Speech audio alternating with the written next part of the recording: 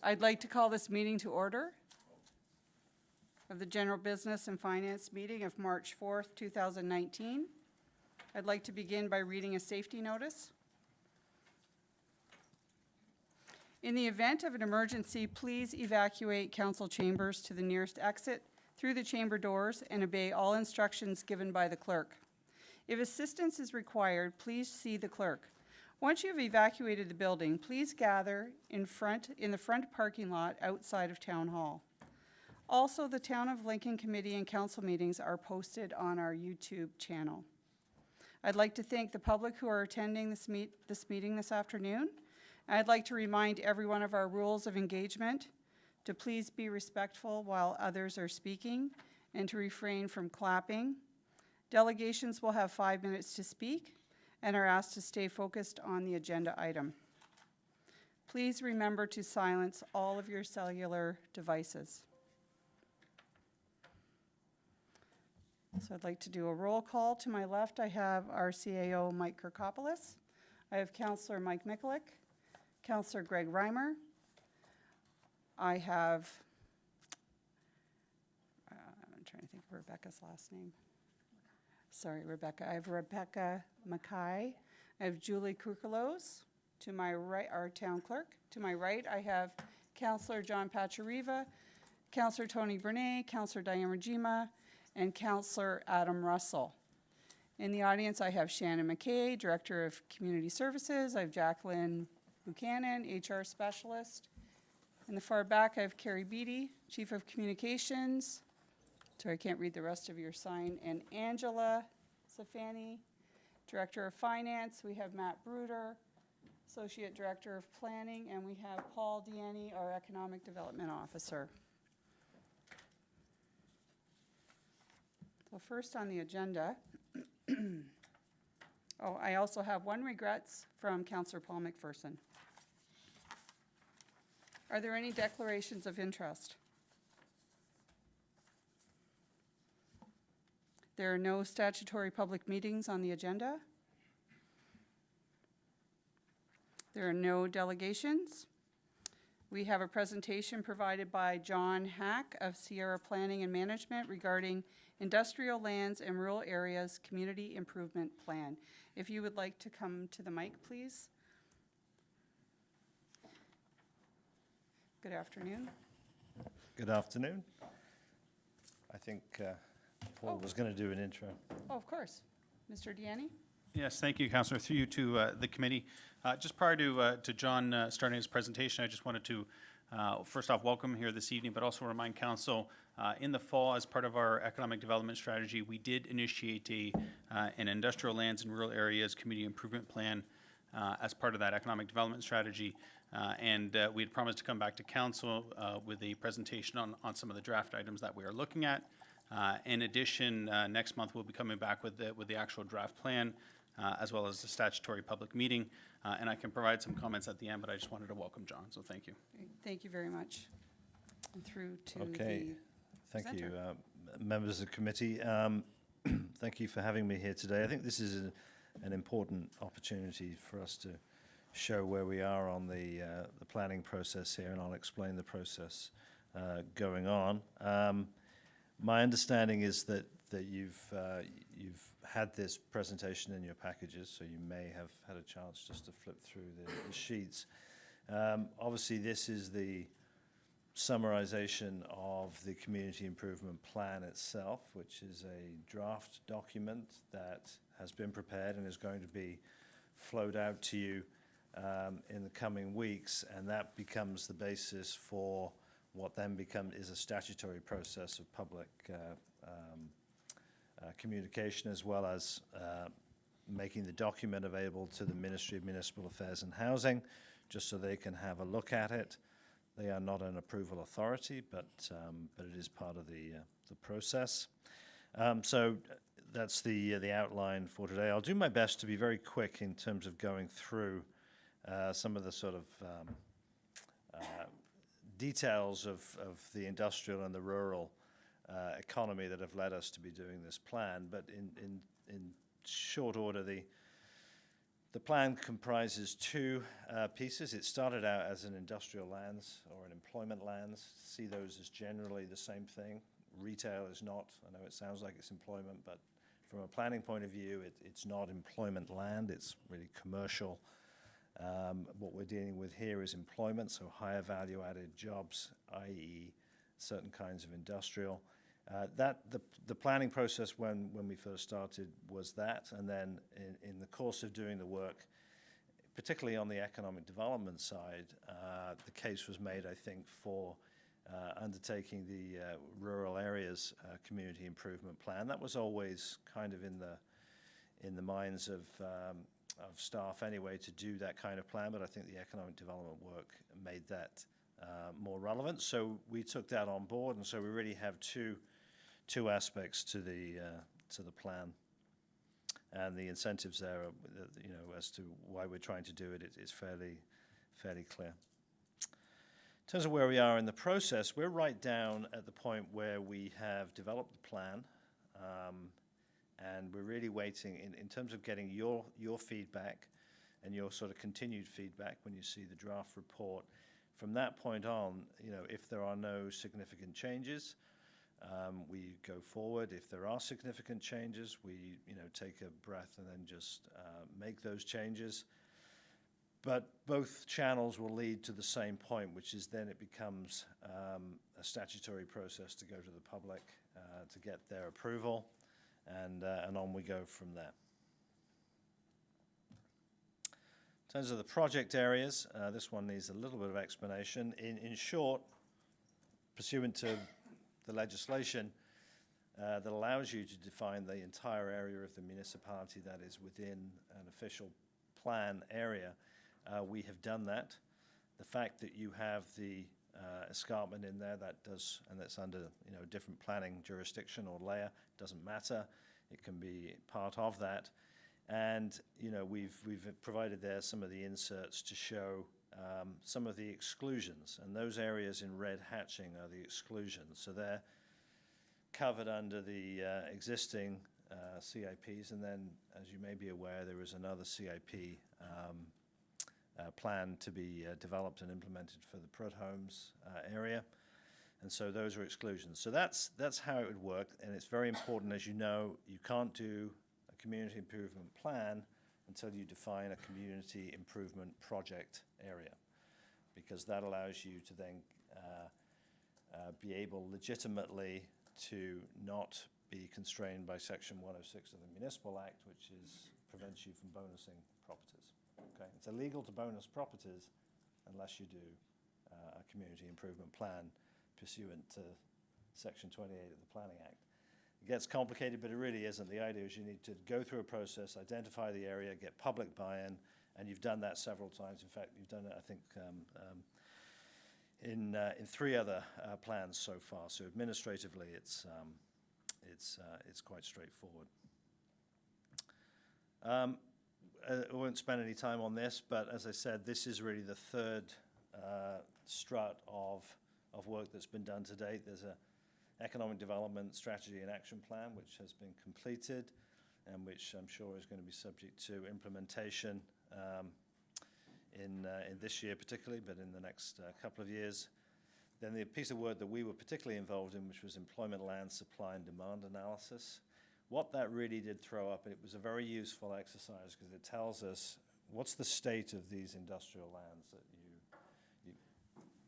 that you currently have. Are they great sites? Are they big enough sites to entice anyone? Are they somewhat spread around? Are they less than ideal? So we went through that and arrived at a conclusion that having an incentive package to support industrial is probably the right way to go.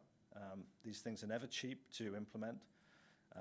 It's not like a Main Street community improvement plan where you can provide money to facade improvement and it has obvious quick benefits. Sometimes you are talking about development that is long in the making, and the amount that you may be asked to provide is certainly a multiple of what you would get in a Main Street application. So it's important that we justify why we're doing it, and it's also important that as the plan rolls forward that you monitor how successful or how easy it is to work with the industrial development community to have some impact. So you have existing CIPs. I won't go into the details of it, but they're ongoing and they are funded. And then Prud Homes is the John? one. Yes. I'm sorry to interrupt, but you've reached your 5 minutes, so I just need to get approval from council to continue with the time. Okay, thank you. So if everyone is in agreement, if you could just show by hands, we can extend. Very good. Okay, thank you. I did My see apologies, that. I know I heard 5 minutes when you were doing the intros. For whatever reason, I didn't think it applied, so I apologize. But we just continue to monitor that time. So getting into it, we did do this sort of review of the industrial lands, and you can see that, you know, there's 15 hectares gross of vacant, underutilized land in the town. Most of them are in the existing industrial areas, as you'd expect, and they do range in size. And so, you know, there is a bit of a concern that this is more infill. And so when it's infill, that's the kind of thing where you do want to see an improvement plan put in place. And you see that around the province because they're not the sites which are the very best. And as you know, with the work that's been done around the intersection with the QEW, you know, some of those lands have been sort of identified for higher order uses. Again, that may take a bit longer to get going. So some of these other lands need to have potentially some assistance. But it's all a case of moderation rather than just throwing everything at it. There's some more statistics. I won't go into those in any detail. You have those in your package, and we'd be happy to talk about it for those areas. In terms of just moving over to, you know, some of the justification for the assisting the rural economy, you know, you could argue why assist the rural economy? It's doing well. It's doing well enough. But there is you see progressively, even places around the province that have strong agricultural economies that are able to diversify, that are getting into, you know, on-farm retail and other kinds of sort of, you know, higher value added that also then support tourism in the community. They're all doing community improvement plans. So I don't think that this is a case of putting a plan together that won't be good for the community. I think it's a case of how it's used and monitoring it. So the rural CIPs, just to give some examples there of you know, the kinds of things. It could be anything from you know, conversion to signage improvements that allow the visiting public to go onto the sites. What it doesn't focus on and shouldn't focus on is the sort of nuts and bolts of agricultural operations. This is not a plan to support farms per se.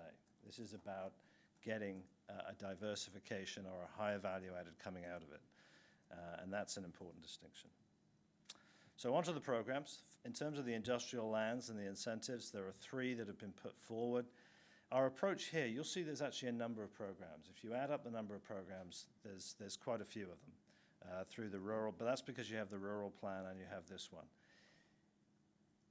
What's important is that these plans then go onto the books. There are, again, if you care to look around and see how some of the common practices around the province, there's all sorts of ways to do it, but certainly once you have these these incentive programs approved, you have the ability to be able to fund them to a lesser or greater degree, even turn off a program, turn it back on in a subsequent year. So it's a very flexible tool for you to be able to use. What's important is we run through a public process that has a discussion about the efficacy of whether or not you should be doing these programs in the first place. So an industrial development charge reduction grant sounds like a mouthful, but what it really means is, again, development charges where they are liable can be reimbursed through a grant which is provided for through the Community Improvement Plan. The second one, industrial building permit fees grant, again, is a grant to cover some of the costs related to building permits. And you see there that it's subject to a maximum. And then the industrial tax increment financing grant is really the approach, just so everyone is aware, I'm sure you are. There's no development comes in, there's a base tax that's currently being paid. the development adds a lot of value, increases the tax base. That increment, the municipal increment, not the regional increment, can be then granted back on the basis that it was foregone revenue, that it either wouldn't have happened or it wouldn't have happened in a timely manner. That's the general theory of these things.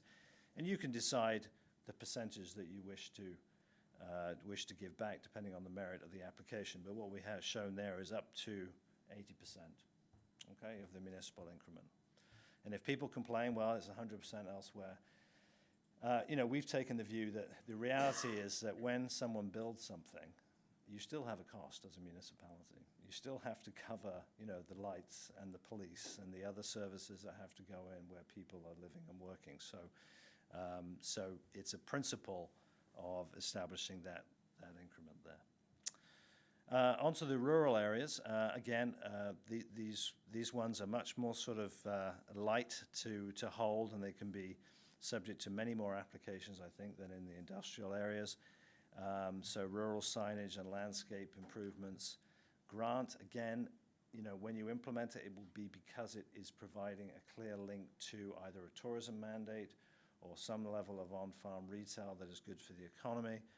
Rural building restoration, renovation, and improvement grant, you're not simply giving money to the conversion of a barn to take care of dilapidation or deferred maintenance. Again, there has to be a reason for it.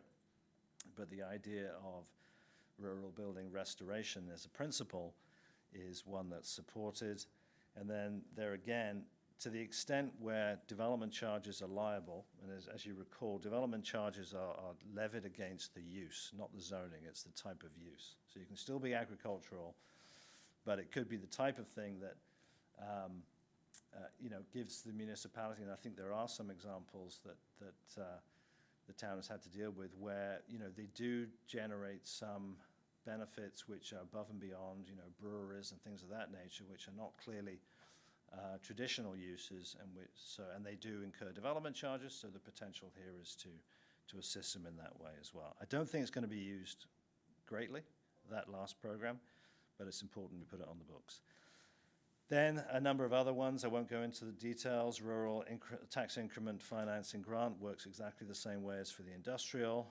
And then the building permit fees grant and rural planning application, again, for those projects that are verifiably for value-added value-added development, that's a program which I think we would support. The one down, if I had to be less charitable about any of these programs, it would be the last one, Rural Feasibility Grant. We've put that in because you may have cost to use it, but if you look at the leverage you get from those studies, it isn't particularly high. Not surprising. When you do a study, you're at the beginning of the process. If you're assisting someone on building permit fees, they're at the point where they're building. So the benefit to you is more immediate and higher. So unless there's a great deal of support for that program, it's one that you probably want to keep, but use only when you need to.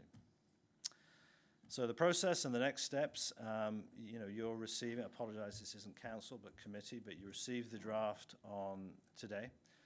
The next step is for you to review the detailed document.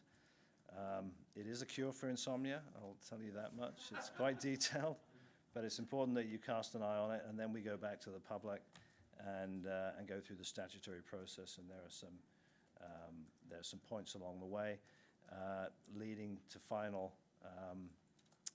intent to adopt by the municipality, and just be aware that it is, as you know, subject to appeal. So we do need to make sure we do a very good, honest job of going back to the public and holding that statutory meeting. But it is not a case of, the last point I'll make is that these plans, all of them, they are discretionary. You have to follow a process and they are repeatable, but in terms of the generosity of the program, that is entirely at council's discretion, as is the evaluation criteria that you put in place for it. And as long as they're reasonable, you'll have a process that will be a success, I'm sure. I'll leave it at that, Madam Chair, and take any questions. Thank you, John. I'm going to open up to committee for questions, and I see Councillor Rajima.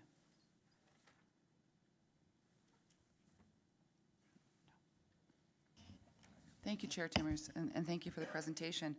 When you were speaking about the rural CIP and the idea that it should be related to tourism and value-added agricultural, et cetera, is there ever any incentive, have you seen incentive programs in there for, or assistance for septic, for example, septic improvements? Because quite often if you're adding, expanding a winery, you may need to improve your septic system, and arguably that's related to tourism, correct?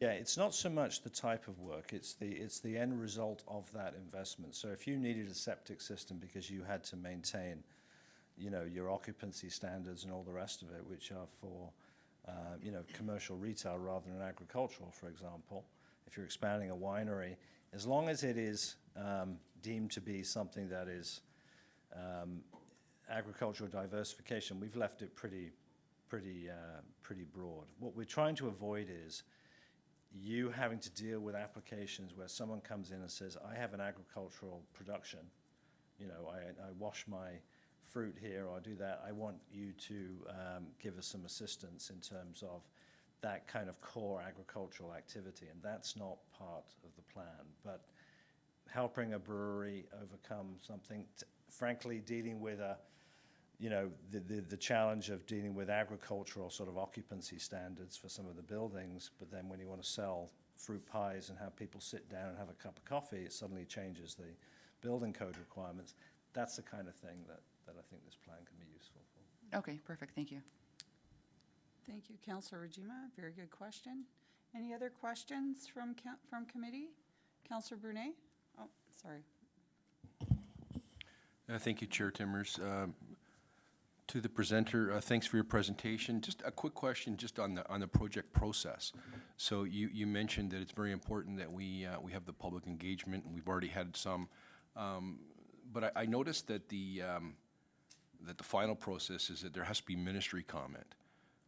So just wondering through your experience, I'm just asking this question because I sit on some other agencies and boards, and for instance in healthcare, the language that we're now speaking with the current administration, the Ford administration, versus the language that we use with the Liberal, Wynne administration is very different, and we've been very cognizant that we speak in a different tone, a different message. So, from your perspective, when it comes to this kind of stuff, is there any number one, first question, a concern that we know there's a Greenbelt review currently being underway, not being underway. There's a regional governance thing going on right now. From your perspective, is there any concern of a delay from a ministry perspective, and do you normally see that with a government change? Well, I think if there's going to be a delay, I think we'd forgive them because they're very busy at the moment in Ministry of Municipal Affairs and Housing, dealing with the change of government and the implications that it has for policy. No, I think it's just, in this particular instance with community improvement plans, I think it was back in 2007 that there were amendments made to the Planning Act that basically took the ministry out of having an approval role, even for the smallest municipalities. So they said, basically, you do it, but we want to be consulted. And so what we're referring to here is making sure that we give the ministry the opportunity to comment on it. Now, without being too unkind, the ministry has a role of interpreting the legislation, whereas the fact is that almost all community improvement plans over the last 10 years have seen these various programs here as about development. It's about economic development. And so it's not about just rehabilitation of areas, it's about creating new development. The ministry will write some comments back. It really depends on how they have viewed other plans.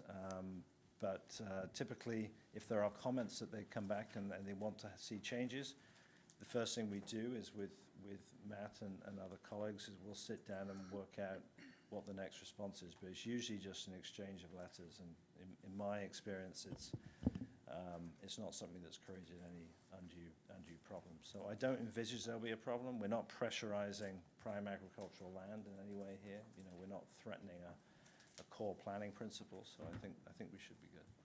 Okay, I appreciate that. I would just, I asked the question really on the grounds that we've gone through a fairly lengthy delay on a recent mega school in our municipality, but we've been waiting for some rulings, and so we've had some delays there, so I just was looking for your opinion on that. Thank you very much.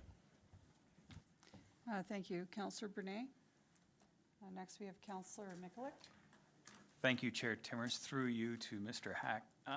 You touched on it briefly, just with regards to being in Lincoln and being somewhat different from other municipalities, and the fact that we have so much rural agriculture and that sort of industry, diverse industry. You touched on it where if you were, let's say we were to approve a barn and turn it into, repurpose it into a bed and breakfast, supposing that applicant could apply for a grant, community improvement grant, which is what we're asking. Is there any way, like, let's say this is done, and then my assumption would be that we would gain from a tax perspective by adding finished space. Would that improved portion of the property have to be shown in some way to be demonstrated to be used in that way, or is it possible that it could be just a glorified way of an improvement so that your mother and father-in-law can move into the backyard into that barn that you've repurposed? Yeah, I mean, that's a good question. And you know, in terms of the ability for you to implement a CIP, it's the same as planning. You know, what resources do you throw to enforcement and monitoring of that? So the way we've approached this, and the way you should view any of these, is you're not going to throw a cent of money to a project unless it is something that has planning approval, right? So it's gone right through the process, and those questions about what exactly is the nature of that use, does it fit, is it a rural tourist accommodation, or is it just a sneaky way of building residential on the site? Those questions will occur then. So really, in terms of delay in the process, you know, the reality is some of those questions do take a while to get resolved. But the CIP, it's very clear, you have to have an approved project. So the planning issue gets dealt with first. Now, some of this, like things like that study grant or, you know, the tax increment, for example, you know, you need to be, because the tax increment grant, because it happens several years after someone might apply, because they have to apply, then there's development, then there's MPAC will reassess, then there's taxation. The approach you're probably going to be taking as a municipality is to give approval in principle to some of these things. If they then don't actually comply with what you said they should do in terms of the type of use, then you would have reason to pull that grant later on. So there should be some self-insurance through this process. Other than that, I think it's a great idea to entice people, to stimulate them to encourage further development or further additional space to make their place of business bigger, and hopefully draw more tax income from that. So, but back to the question, that's my concern, is that the possibility of people just using that grant as a way of having somebody else pay for the process. Through you, Madam Chair, if I could just the next and last thing I would say on that is these plans are, although when you read it, it looks like a complicated read, they're actually, they're straightforward to write. We always say it's actually implementing a CIP that is the most challenging piece. And it's true. You need to have the resources that sit at Town Hall to be able to cast an eye and enforce and make sure those applicants are doing exactly what you've asked them to do. And sometimes when the job of implementing a CIP is a part-time job of someone who's got a range of other responsibilities, it can be a challenge. So best practice, have a CIP officer. And I know it's a challenge to add those kind of resources, but it does help. Okay, thank you very much. Okay, thank you, Councillor Mikulik. Any other questions from committee? Seeing no one? Thank you very much, John. Very interesting, great questions. Thank you very much. Next on the agenda, under consent agenda, there is none. Under our regular agenda, we are now considering item 8.1 FN-04-19, 2018 council remuneration.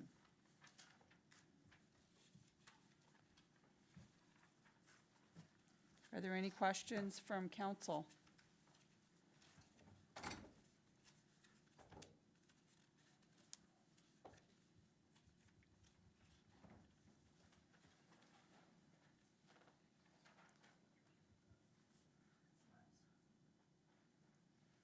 No questions or comments? Oh, okay. Councillor Russell.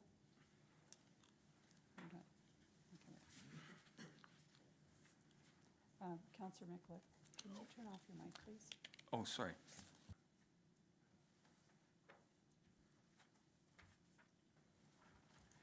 Thank you, Chair Timmers.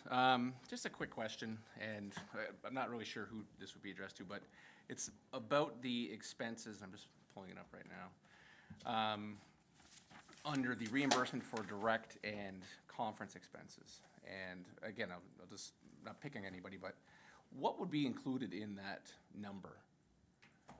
And I'll just look at, again, Councillor Foster that was here previously. Again, he's got a little over 5,000 in expenses, but what, again, being a new councillor, what is included in that? Okay, thank you, Councillor Russell. I'm going to ask Angela Safani if she would like to comment and maybe explain what's in that column. Thank you. Through you, Madam Chair. In that specific column, we include reimbursement for conferences, conventions, hotels, mileage, reimbursement for, saying, going to a meeting where there's like a breakfast meeting or lunch meeting, where there's a cost to that associated meeting, things like that. Is there, okay, one follow-up question. Is there any limitation on how much we're allowed to expense per year? Again, I'll turn that over to our Director of Finance, Ms. Safani. Through you, Madam Chair, there isn't a specific limit to each councillor, but there is a budget, dollar budget assigned to council, which I believe is 40,000. Good. Very good. Anyone else?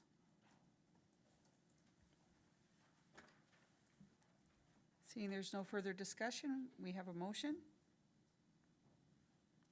Motion receive as information report FN-04-19 regarding 2018 council remuneration be received as information. I need someone to move that, please. Thank you, Councillor Brunet. All those in favor? Those opposed? And that is carried. We will now consider item 8.2 LS-05-19, citizen appointments to the Lincoln Public Library Board. We will discuss confidential Appendix A under the confidential items section of the agenda. Are there any questions from council regarding the report? Maryston? Chair, was consideration given to representation across the town in the selection? Was that part of the criteria? You're going to respond to that? Okay. Councillor. Yes, thank you. Mayor's got to turn her. Yep, I'm on it in just a sec. There we go.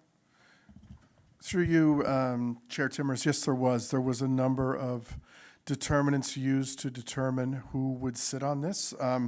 Having attended the OLA Super Conference, one of the sessions was about board diversity. So looking at the different segmentations and representations, and then we had a scoring matrix. So very thorough.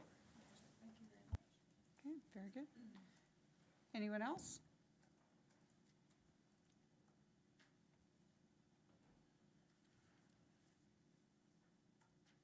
Can I, we have one confidential item to consider, so I need a mover to proceed into closed session.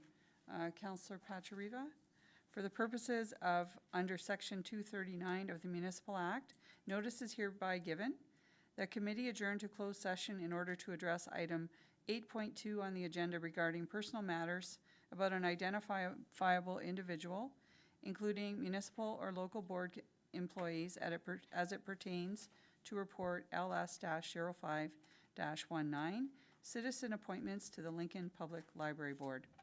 I need a mover for this motion. Councillor Reimer? All those in favor? And that, any opposed? And that is carried.